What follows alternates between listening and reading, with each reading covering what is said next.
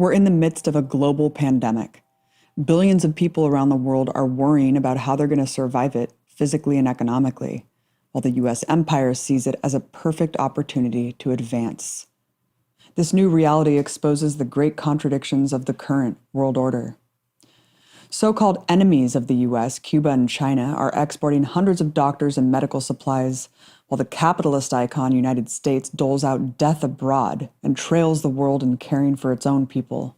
First claiming COVID-19 was being used as a Democratic Party hoax, now Trump boasts it'll be a great success if only 200,000 Americans die. Most Americans who don't know how they're going to pay rent can clearly see how the recent $2 trillion bailout prioritized corporations and billionaires, handing out billions of dollars for candy dynasties and cruise liners. But what's more hidden is how the U.S. empire is using the pandemic outside of its borders, too.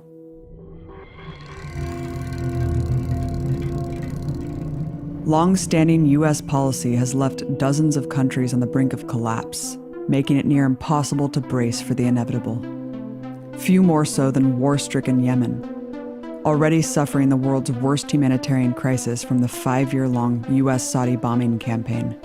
Since the assault began in 2015, there have been at least 120 attacks against medical facilities, crippling an already devastated medical infrastructure that couldn't deal with civilian casualties from war, let alone the outbreak of a deadly pandemic.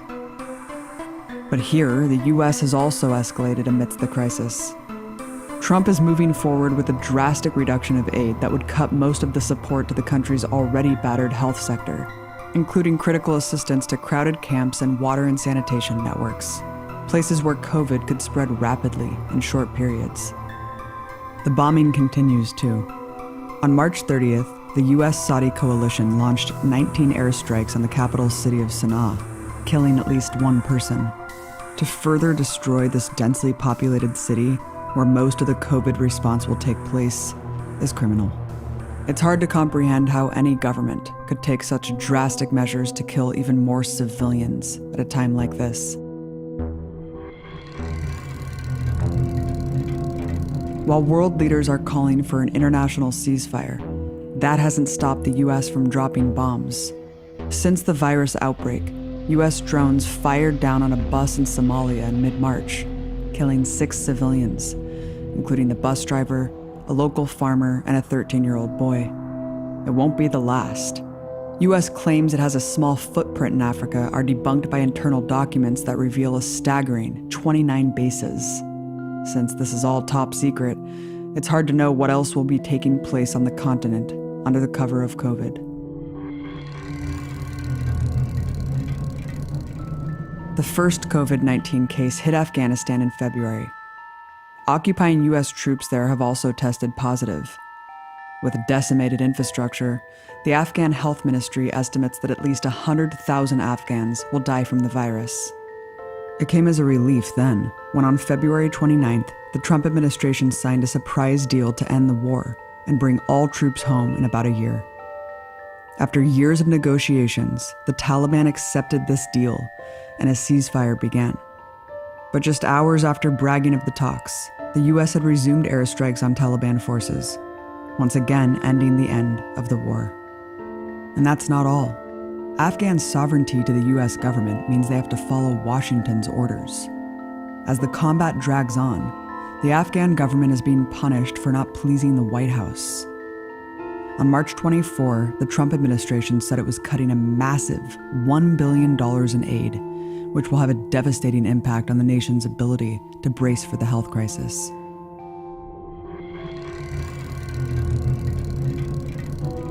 In Iraq, the U.S. empire's other forever war, a new escalation is happening. On March 27, the New York Times published a secret Pentagon directive aimed at using the coronavirus to destroy so-called Iranian-backed militias. Killing Iranian-backed forces is just code for killing anti-US Iraqis. As the document states, some top officials have been pushing for aggressive new action against Iran and see an opportunity to destroy Iranian-backed militia groups in Iraq, as leaders in Iran are distracted by the pandemic crisis in their country. The directive detailed a list of targets in Iraq to bomb, leaders to assassinate, and shockingly, included Iranian ships to attack. Even the top US commander in Iraq admitted it risks a full-blown war with Iran. While it's unclear if this is moving forward in its entirety, the plans have been drafted and have already been implemented to some degree. On March 13, the US bombed a wide variety of Iraqi targets. On March 14, it's believed that another Iranian general was killed in a US airstrike. The very act of reckless belligerence that put us on the precipice of war mere months ago. Additionally, while masses of Iraqis are protesting the occupation and the pending health crisis, the US decided now is a good time to send even more soldiers, deploying additional Patriot missile systems with hundreds of US troops to operate them.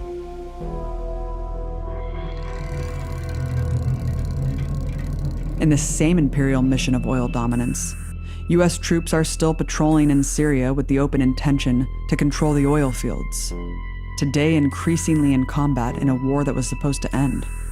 This is coupled with US-approved airstrikes on the Syrian state by its attack dog Israel, the latest on March 5th. The Syrian government has petitioned for an ease in sanctions to deal with the pandemic.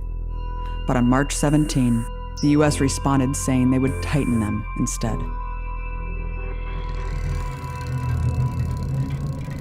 While the Iraqi and Syrian people bear the brunt of the empire's military destruction, justified by countering Iranian influence, the Iranian people are suffering casualties from a different kind of war.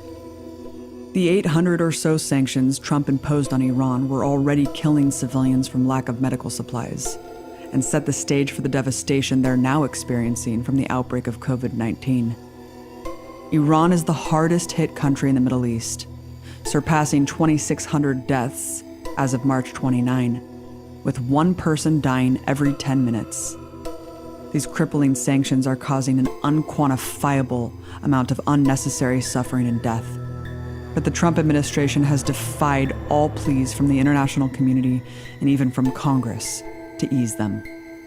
Unthinkably, the US is adding even more. We are announcing new sanctions on the regime. It's a kleptocracy. It's this Marxist, theocratic kleptocracy.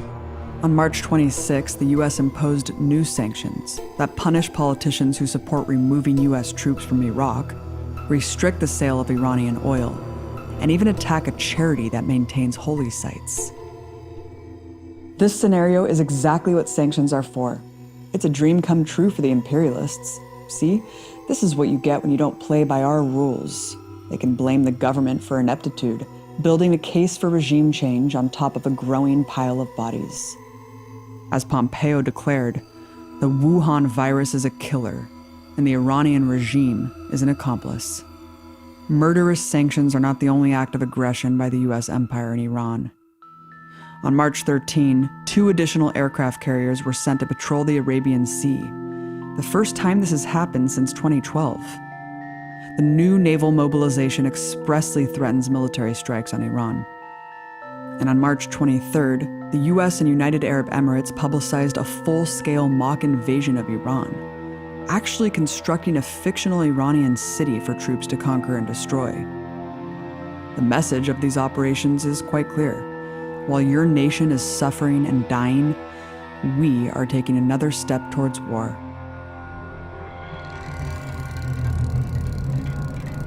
In Venezuela, even bolder moves for regime change by the Trump admin. The democratically elected Maduro government has arguably taken the most pro-working class approach to the pandemic, with a 6-month rent freeze and outlawing layoffs. But in the face of US sanctions, they are still in crisis. Before the pandemic, US sanctions on food and medicine had directly killed over 40,000 Venezuelans, according to the Center for Economic and Policy Research. So on March 13, right after Venezuela got its first confirmed case of the coronavirus, the US imposed even more. These sanctions target the country's oil exports, the source of almost all of its income. In desperate need of help, Venezuela went to the IMF on March 18 for an emergency loan to prepare for what was on the horizon.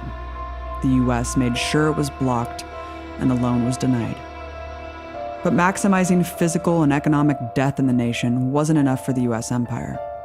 So on March 26, Washington took their biggest move for regime change since the failed US coup attempt in January 2019.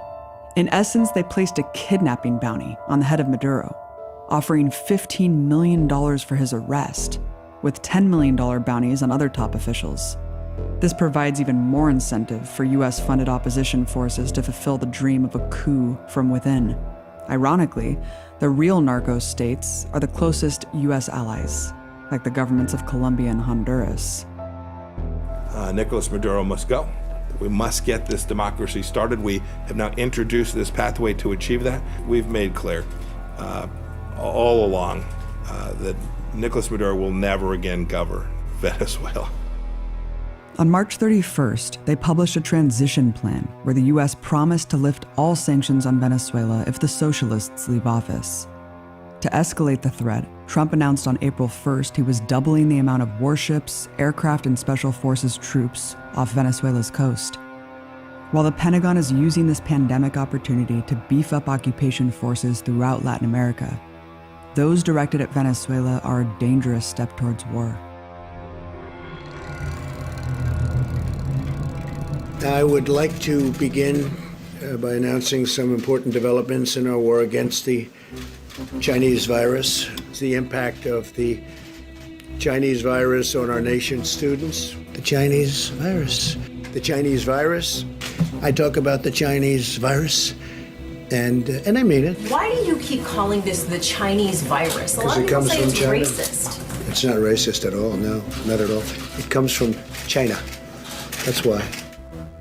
China, the country the US foreign policy establishment has declared the enemy and perpetrator of the deadly virus, has it mostly contained, and is now in the process of aiding other inflicted countries with supplies of desperately needed medical equipment, including millions of masks and thousands of ventilators and protective suits.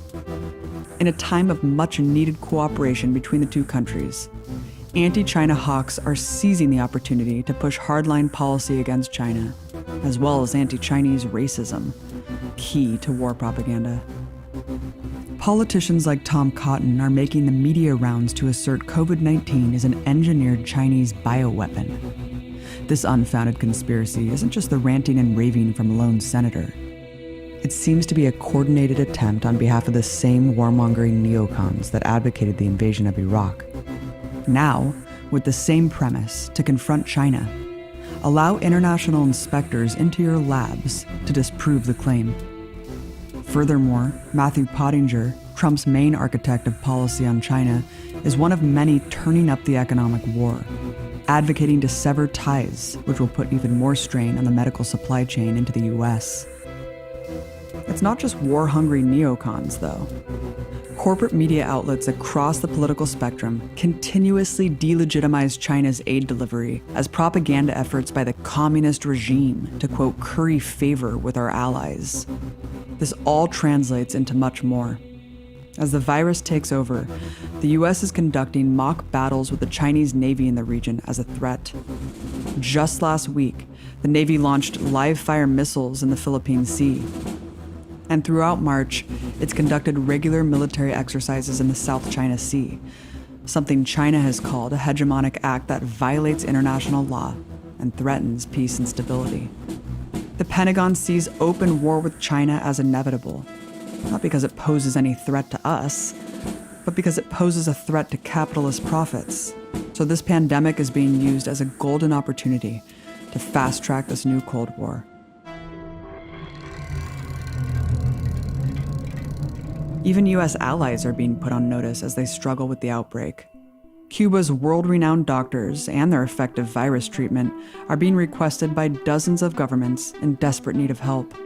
But the State Department has issued an official warning to not allow this aid that would no doubt save lives, simply because it would legitimize a government the US is hell-bent on overthrowing.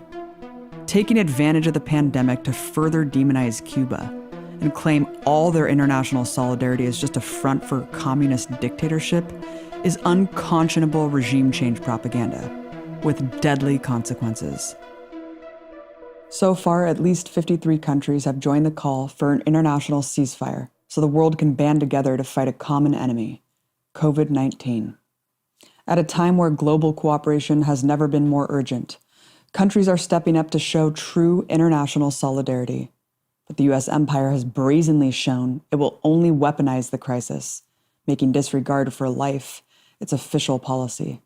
Here at home, Americans anticipate the worst, left to suffer and die by their leaders in a corporate sacrifice zone. Rich politicians love to say that we're all in this together, but it's clear we are not. It's just those of us who were screwed by the corporate bailout and those abroad living under U.S. domination who are all truly in this together. One thing is for sure, there's no going back from this moment. This crisis exposes the true nature of our imperialist system. But that also means that together, we can turn our collective hopelessness into collective radicalization.